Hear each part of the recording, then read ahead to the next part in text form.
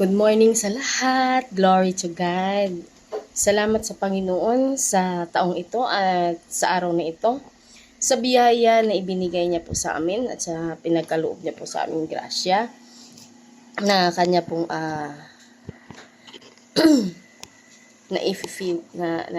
filled po kami sa blessing po niya, sa kabutihan po niya sa bawat isa sa amin na mga tribo, remontado, dumagat, tribe of Insiar and Rizal. And also po, gusto ko lang po batiin ng happy birthday po ang anak ko pong panganay, si Gaga. Happy birthday, Gaga ko. Sa anak ko po ay very supportive at sa napakaunawain na anak po sa akin. And also kay Mamayla, happy birthday also. And then, salamat ako sa Panginoon sa lahat ng kabutihan niya po sa amin organization. Bilang isang chieftain administrator po ng tribo po ng Remontado Dumagat Tribe ng NCR at Rizal, ay napakahirap po lumaban po sa totoo lang. Manindigan sa tama po na ayon po sa batas na dapat pong sundin. Napakahirap po talaga. Akin po nauunawaan ngayon kung bakit hindi po ganun kadali ang manindigan yung mga taong kailangan gumawa o humakbang ng tama at sa legal na pamaraan. Dahil napakahirap po talaga. Una po, ang kalaban mo po ay gobyerno. Pangalawa po, kalaban mo po taong gobyerno. Pangatlo po, financially. Wala pong magsusuporta sa'yo. Financially. And then, pero pagka naandyan po yung Panginoon, nagagabay sa'yo, gumagabay sa'yo, ang Panginoon po ang nagbibigay ng kaluuban para sa atin. Madali lang po. There are always in a timing. Yung kung ano po yung pagkaloob ng Panginoon, doon lang po tayo. Hindi po tayo mahihirapan. Yung mga taong gobyerno po na nagpapahirap sa atin, madali lang po yan anuhin ng Panginoon, ipuin ng Panginoon. At let it be na ang Panginoon ang gumawa ng bagay na hindi natin kayanin. So, napakadali lang po. Kaya ako po ay nagpapasalamat kay Lord Jesus dahil sa mga paggabay at suporta niya po sa akin, na binigyan niya po kami ng isang attorney na handa po kaming ilaban sa anumang sitwasyon namin. May pera at sa wala, nandyan po siya.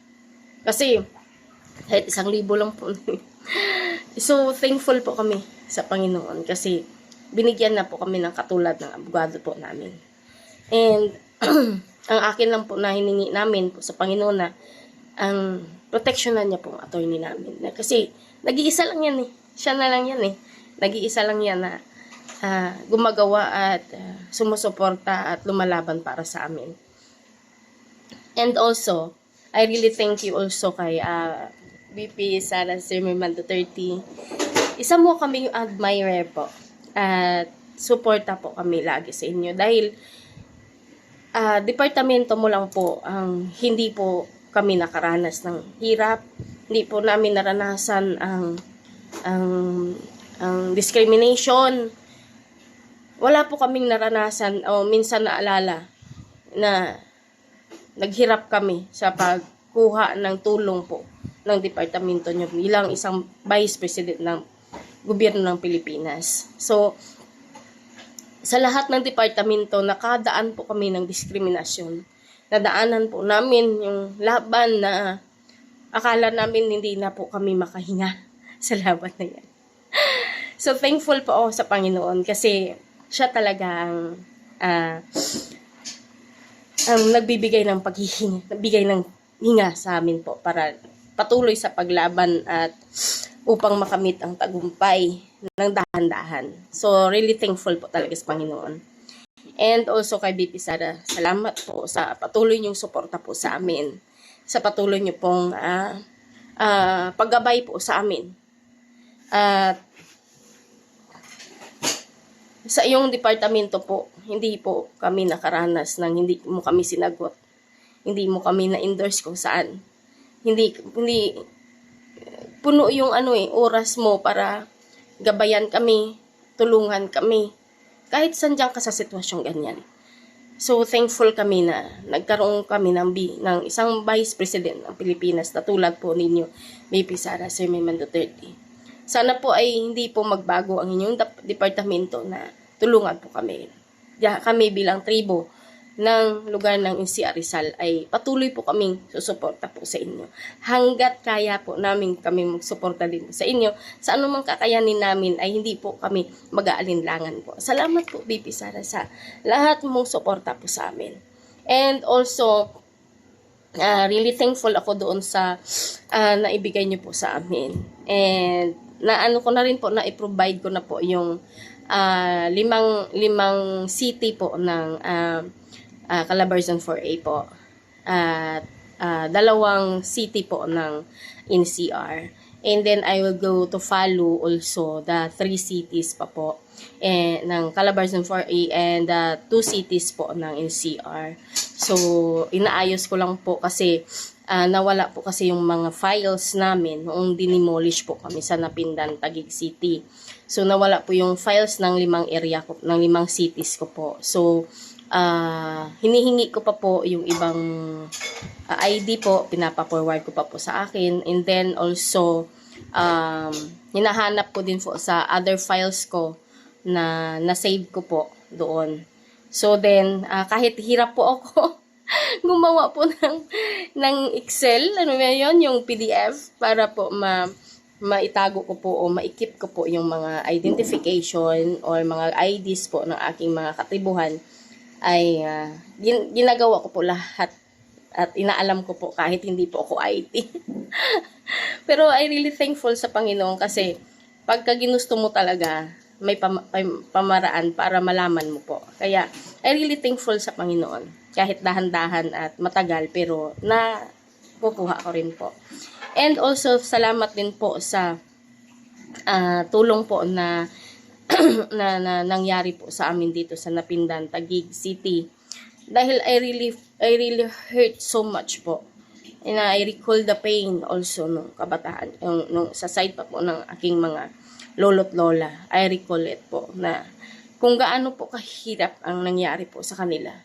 Hanggang sa pinatay lang po sila ng ganun basta-basta po. So, I recall them.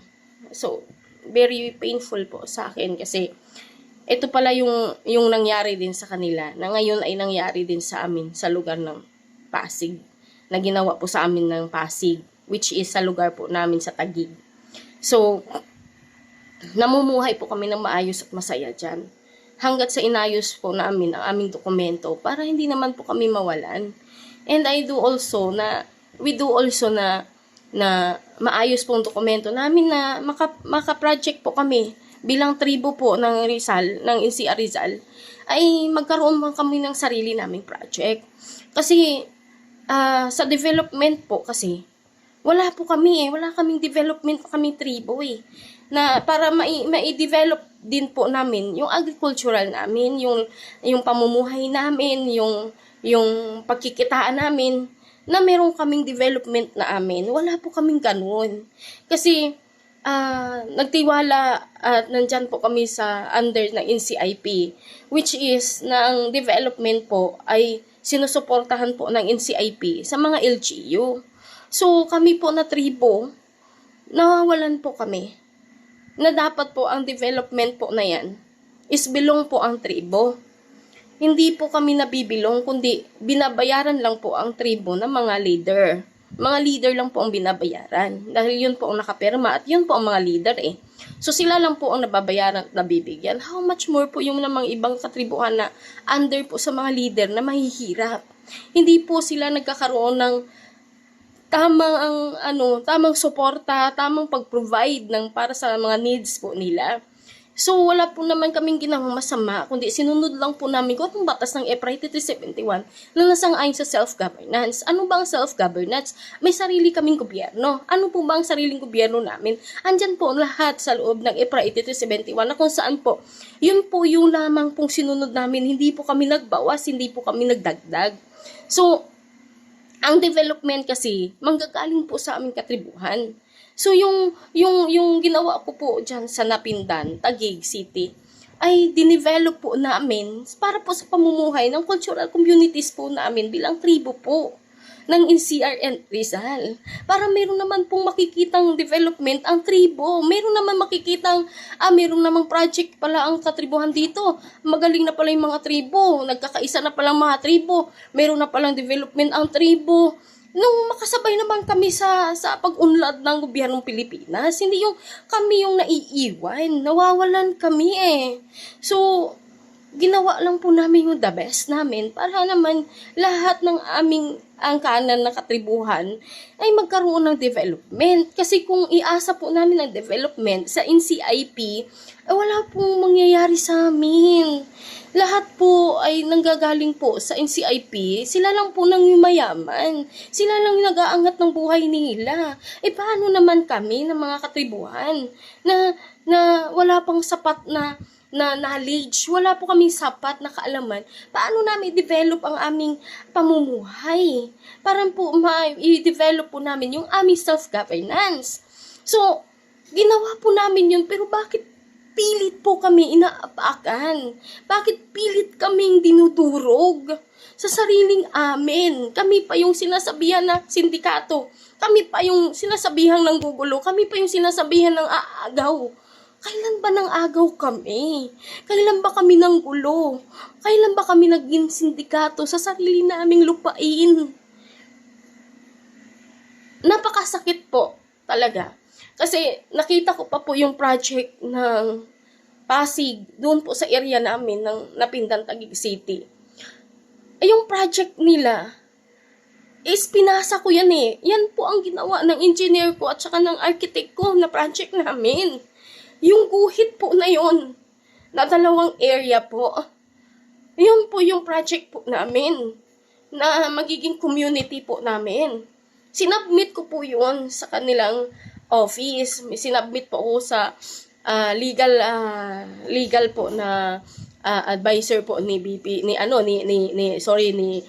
Vico Soto, ni Mayor Vico Soto ng Pasig. Sa engineering office, nag-submit din po kami niyan. Na yan po ang project namin na humingi kami ng fencing permit namin at saka po namin dyan sa Taguig. Sinubmit ko rin po yung project namin. And then, nag-submit din po ako sa NHA.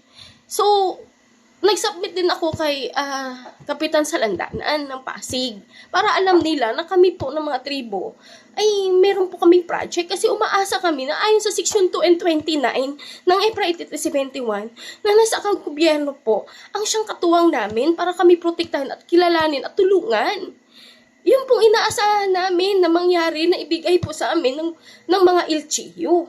Kasi belong po kayo sa EPRA 8371 Section 2 and 29.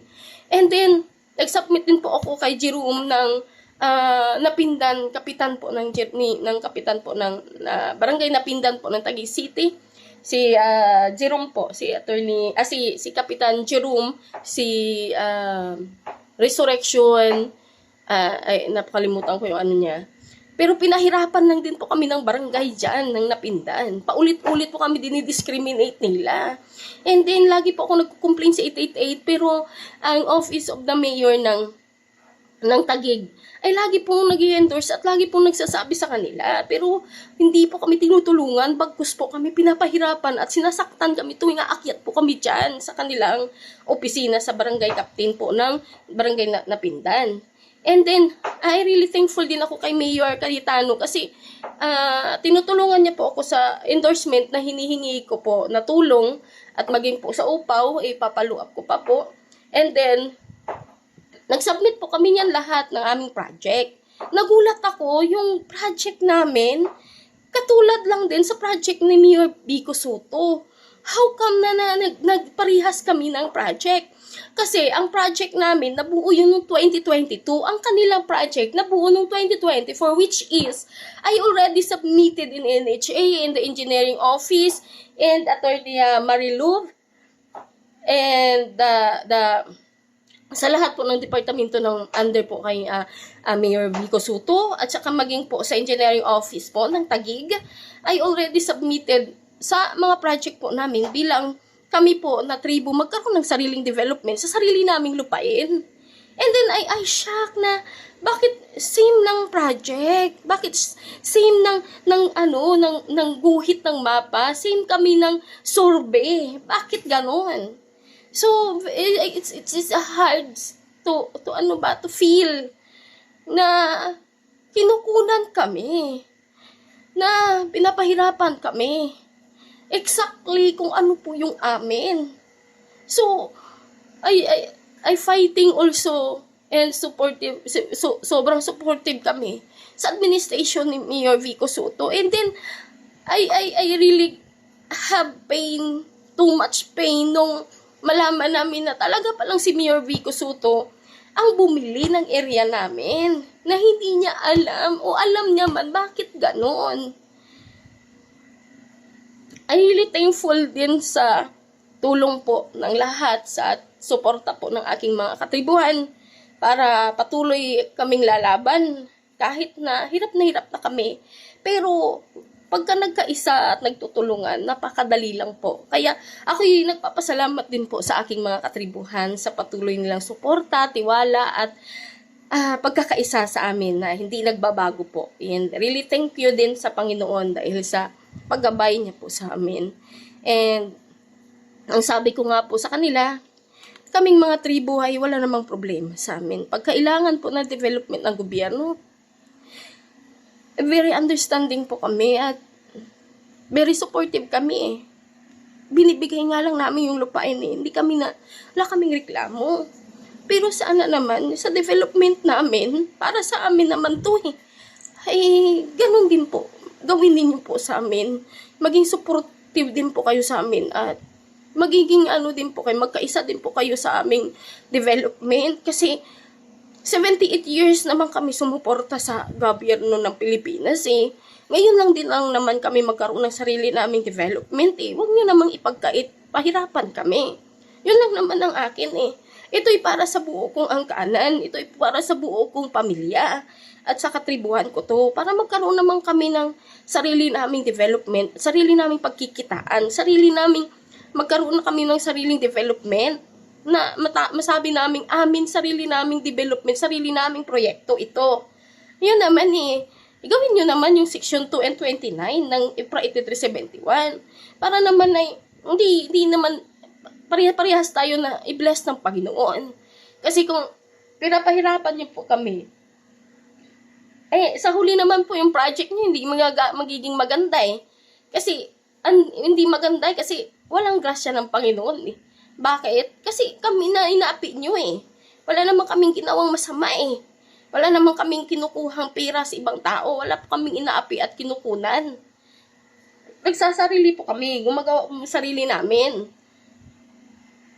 Nagtutulungan kami, nag-aambagan kami kahit 50 pesos, 10 piso, 20. At pag nabuo po namin yun, kung anong halaga na yun po ay pinagkakaisahan na kung anong matapos po ng halaga na iyon. Kaya po, masyado pong matagal kami bago po natanggap at nakukuha namin yung mga proseso namin. Kasi minsan pinapabalik-balik kami sa departamento kung saan kailangan namin yung tulong nila. Lagi kaming pinaulit-ulit, balik-balik. Yung pabalik-balik sa NCR ng pamasahe namin ay na umaabot kami ng 2,000, 3,000.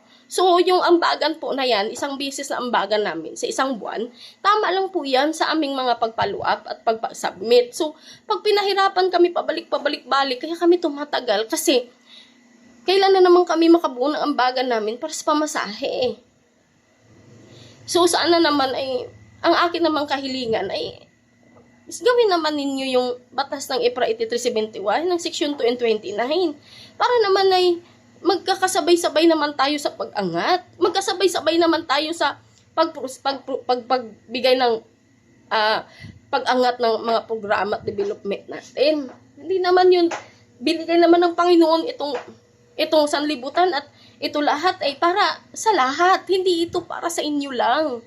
Hindi ito para sa isang taong kapurihan lang. Itong binigay ng Panginoon, ginawa niya ito para sa atin lahat, para ikakapuri sa Kanya. Kung nasasaktan kami at inaagawan kami at may masama sa amin, hindi kapurihan yun sa Panginoon. Kaya, gawin din po natin kung ano po yung gusto ng Panginoon. Dahil ito, binigay niya to para sa lahat, sa kapurihan niya. Kaya naman ako'y humihingi din sa inyo na gawin din ninyo ang Section 2 and 29. Sa NCIP Section 44. Gawin po ninyo yun. Ang batas ng EPRA, kung saan yung batas po namin yan ng mga katribuan, ng mga katutubo, ng Limontado Dumagat Tribe, ng NCR Rizal. Yan lang po naman ang hinihingi ko eh. Hindi naman siguro mabigat at hindi naman siguro masama dahil amin naman po yan eh. Na dapat noon pa kami merong ganyan. Dapat noon nyo pa ginawa yan sa amin. Yun lang naman pong hinihiling ko. Kaya salamat po sa lahat at nakapag-vlog po ako ngayon. May oras po ako mag-vlog. Really thank you po and praise the Lord. Glory to God sa araw na ito. Thank you, thank you. God bless po sa lahat.